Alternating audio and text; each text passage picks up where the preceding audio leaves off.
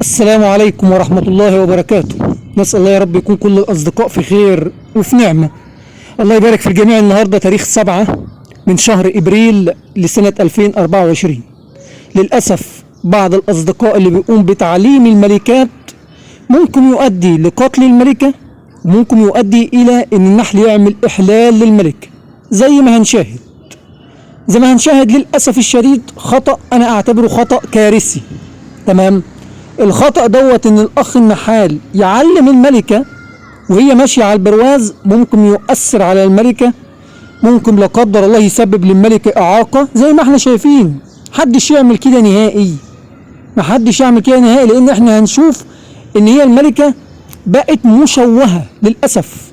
بالمناسبة انا شاركت فيديو هنشاهده بعد الجزء البسيط ده لمقطع سابق ازاي النحال يعلم الملكات، بالخصوص الخلايا المكتظة عند أصدقائنا في منطقة شمال أفريقيا اللي هي الجزائر أو تونس أو المغرب.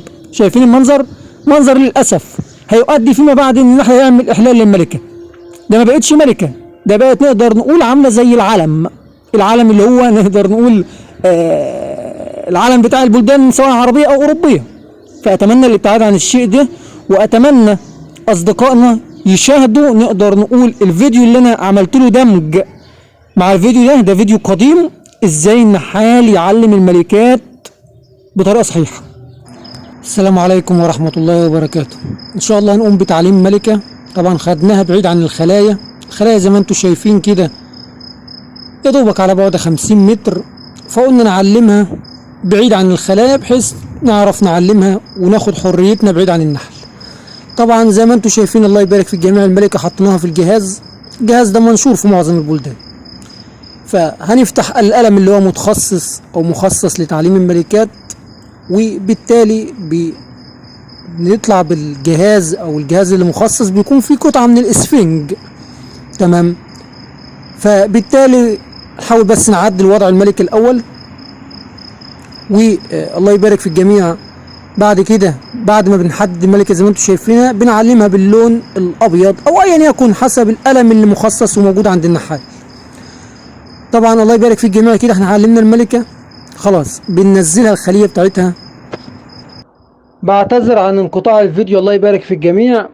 عاوز اتكلم بس في نصيحة مهمة جدا لابد الاشارة ليها، وهو بعد ما نقوم بعملية تعليم الملكات تمام ونيجي ننزل الملكة مرة تانية في الخلية، نصيحة للإخوة اللي هيقوموا بعملية تعليم الملكات، وهو ما تفرجش على الملكة مباشر في الخلية او على البراويز او للنحل.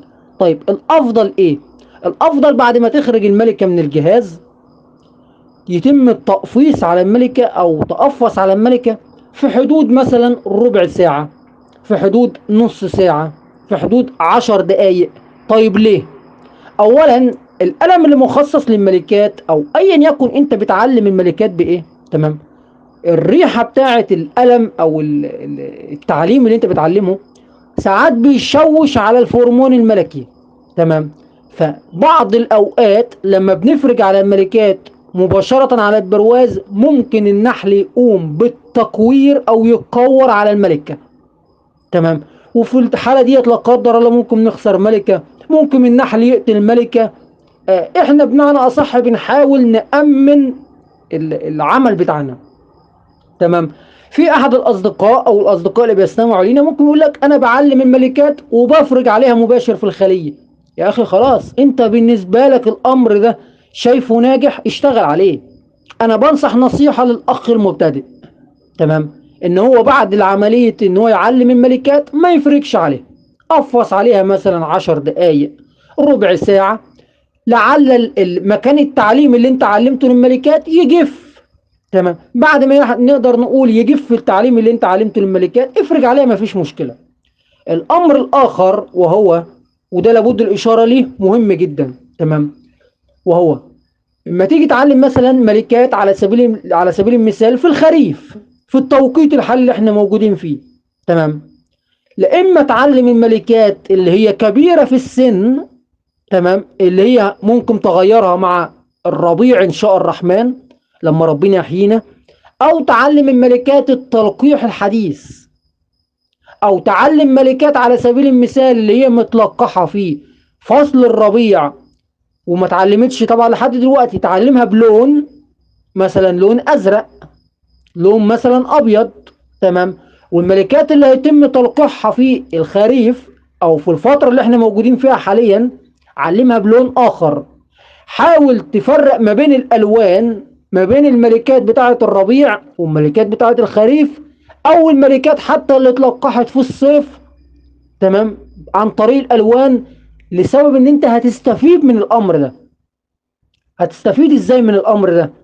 هتستفيد لما يجي ملكة تتوقف عن البيض او تقلل من وضع البيض، تكون انت عارف الملكة ديت متلقحة شهر كام، في الربيع، في الخريف. الامر ده مهم جدا، تمام، لان يعني ما نضحكش على بعض، احنا كلنا نقدر نقول مشاغل الحياة بتخلي الواحد ساعات ينسى بعض الامور، تمام. الامر الاخر اللي عنده ما شاء الله تبارك الرحمن 100 و150 خلية، تمام، ممكن بالنسبة له يقول لك انا مش هعلم الملكات بتاع ال 150 خلية كلها، مفيش مشكلة، بس ممكن تعلم بعض الملكات المميزة في منحلك، تمام. يعني انت عندك 100 خلية في المنحل، افضل 10 خلايا في المنحل ايه؟ الافضل 10 خلايا دولت تقدر تعلم الملكات بتاعتهم. ليه؟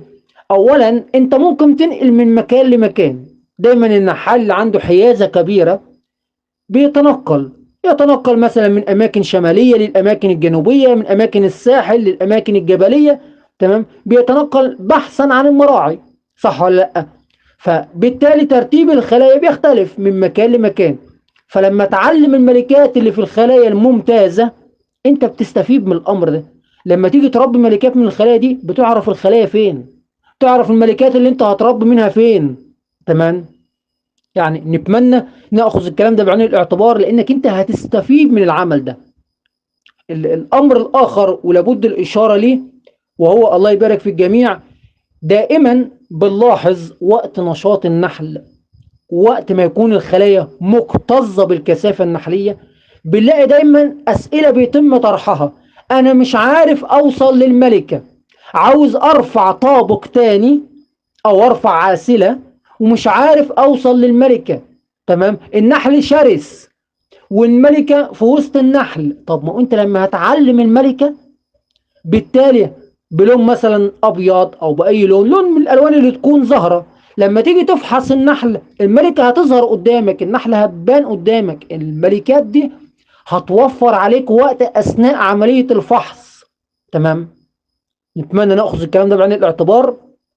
نصيحه للنحال المبتدئ بالخصوص، وهو ما تقولش ان فيه نحالين محترفين بتمسك الملكات بايديها وتعلمها، وانا عاوز امسك الملكة بايديا واعلمها. ليه؟ لو ضغطت على الملكة، تمام، ضغطة بالخطأ، ممكن كفيلة ان هي تموت الملكة، ممكن كفيلة تسبب اعاقة في الملكة، تمام. انا بكلمك انا كشخص اهوت، كمحمد المصري، اللهم لا غرور في النفس، انا بستخدم الجهاز زي ما انت شفت، تمام. طيب ليه؟ ما هو انا دلوقتي، انا اكلمك بصراحة اللي بيستمع لي سواء اخ او اخت، تمام، انا ما بحبش امسك الملكات بيدي نهائي، ما بحبش احط الملكة على ايديا نهائي. ليه؟ لان احنا بشر، ممكن الملكة تسقط من على يدي بالخطأ، ممكن لا قدر الله الملكة مثلا اضغط عليها بالخطأ اسبب اي مشاكل، تمام. انا ما امسكش ملكة بايدي الا في حالة واحدة فقط، وهي ان الملكة ديت سيئة، كبيرة في السن، ملكة رديئة، هشيلها بإيديا من الخلية عشان أتخلص منها. هنا أمسكها بإيديا عشان أتخلص منها. خلاف ذلك أنا ما بمسكش ملكات، تمام. فنحاول نأخذ الكلام ده بعين الاعتبار. الجهاز بالمناسبة اللي تم تصويره في الفيديو ده، قيمته التسويقية أو إنك أنت تشتريه من أي محل مستلزمات نحل رخيص جدا، تمام. صدقا يعني رخيص جدا، ربما لا يقارب مثلا 1 دولار او 1 دولار ونص مثلا، بسيط، ما هوش قيمة كبيرة يعني، تمام، بس آمن على الملكات. نسأل الله يا رب التيسير لجميع الأصدقاء في البلدان العربية. حبينا نشارككم بالشيء ده، والله يوفق الجميع. طبعا تكلمنا في الموضوع ده ربما يكون من شهر تقريبا، تمام، ولكن بعض الأصدقاء قالوا لنا يعني عاوزين الفيديو دوت يكون عملي من داخل المنحل، فحاولنا بقدر الإمكان نصوره على السريع كده. مشكورين، شكرا جزيلا.